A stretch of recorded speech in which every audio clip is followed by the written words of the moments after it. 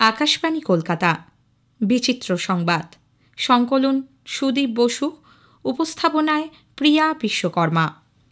সে একেবারে হুলুস্থুলু কাণ্ড।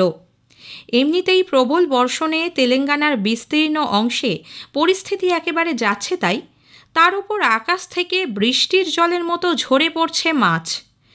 উৎসাহীরা সব কাজ ফেলে লেগে পড়েছেন মাছ ধরতে।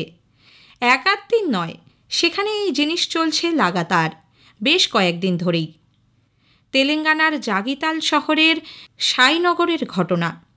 সেখানকার বাসিন্দাদের দাবি, শনিবার বৃষ্টির সময় একেবারে জ্যান্ত মাছ আকাশ থেকে ঝরে পড়েছে। এদিকে আকাশ থেকে মাছ বৃষ্টির খবর ছড়িয়ে পড়তেই রীতিমতো হুড়োহুড়ি পড়ে যায় মাছ সংগ্রহের জন্য। আবহবিজ্ঞানীরা একে বিরল কোনো ঘটনা না বললেও গত বছর উত্তরপ্রদেশের ভাদোহী জেলায় একই রকম ঘটনা ঘটে। এ তল্লাটের মানুষ অনর্গল সংস্কৃত ভাষায় কথা বলতে পারেন, মাতৃভাষা অবশ্য বাংলা, কিন্তু হাস্যালাপ, আমোদ আহ্লাদ, দৈনন্দিন আলাপচারিতা, এমনকি কলতলার ঝগড়া পর্যন্ত চলে সংস্কৃত ভাষায়। আসামের করিমগঞ্জ জেলার পাতিয়ালা এবং আনিপুর বস্তি গ্রামের 200 পরিবার যক্ষের ধনের মতো আগলে রেখেছে এই প্রাচীন ভাষাটিকে। তাদের এই লড়াইয়ে ঢাল তলোয়ার নিয়ে মাঠে নেমে পড়েছে সংস্কৃত ভারতী। পৃথিবীর অন্যতম প্রাচীন এই ভাষাটি বাঁচিয়ে রাখার তাগিদে তারা সংস্কৃত গ্রাম বানানোর উদ্যোগ নেয়। কর্ণাটকের 6টি এবং মহারাষ্ট্রের একটি গ্রামেরও কথ্য ভাষা এখন সংস্কৃত। আসামের পাতিয়ালা গ্রামে পা দিলে বিস্মিত হতে হবে। দোকানের সাইনবোর্ড পর্যন্ত সংস্কৃতে লেখা। গ্রামে অতিথি এলে তাকে সংস্কৃততেই আমন্ত্রণ জানানো হয়। এমনকি পাত্র পাত্রী নির্বাচনেও অগ্রাধিকার পায় সংস্কৃতই। এক অদ্ভুত লটারি খেলা, জিতলেই পুরস্কার বাবদ হাতে হাতে নগদ টাকা। তবে অন্য লটারির মতো সংখ্যার জাগলারি এখানে নেই। কেন্দ্রীয় চরিত্র রেডিও, আরও নির্দিষ্ট করে বললে আকাশবাণী। বাঁকুড়ার বিষ্ণুপুরের মাধবগঞ্জ এলাকায় রাধা মদন গোপাল জিউয়ের সুপ্রাচীন মন্দিরের পাশের বাজারেই রোজ বসে এই আসর।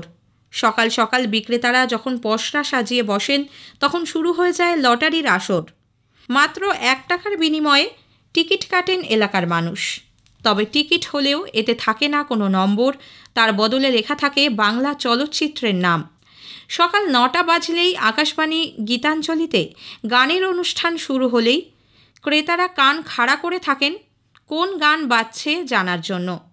লটারির টিকিটে নাম লেখা চলচ্চিত্রের গান বেজে উঠলেই কেল্লা ফতে, হাতে এসে যায় নগদ পুরস্কার।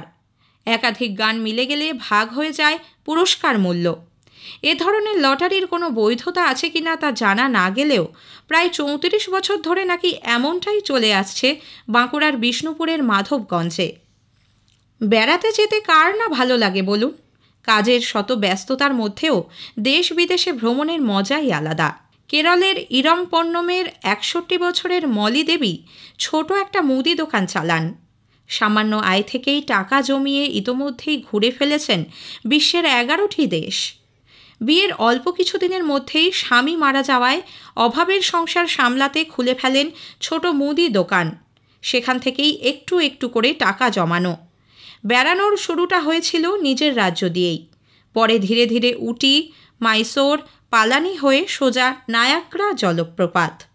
10 বছরে ঘুরেছেন আরও 10টি দেশ। তাঁর ইচ্ছে এই বিশ্বের বড় বড় সব দেশ ঘুরে দেখা। বিচিত্র সংবাদ শেষ হলো। সংকলন সুদীপ বসু, উপস্থাপনায় প্রিয়া বিশ্বকর্মা।